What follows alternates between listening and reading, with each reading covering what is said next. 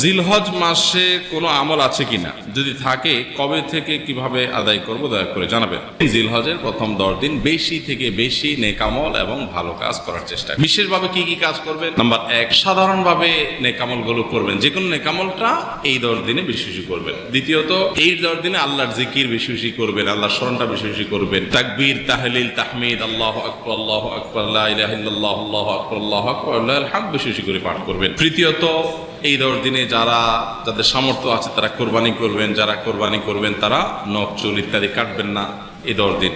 সূর্য চাঁদ ওঠার আগে আগে কাটবেন আর কোরবানির পরে কাটবেন। এই 10 দিনে যাদের হজ করার সামর্থ্য আছে তারা হজ করবেন, যারা কোরবানি করার সামর্থ্য আছে তারা কোরবানি করবেন। এবং আইয়ামে তাশরিকের দিনগুলো জিলহজের 9 থেকে 13 তারিখ পর্যন্ত প্রত্যেক নামাজের পরে তাকবীর নারী পুরুষ সবাই পাঠ করবেন। আর এই 10 দিনের মধ্যে আরাফাত দিনে রোজা রাখবেন, সম্ভব হলে প্রথম 9 দিনে রোজা রাখবেন।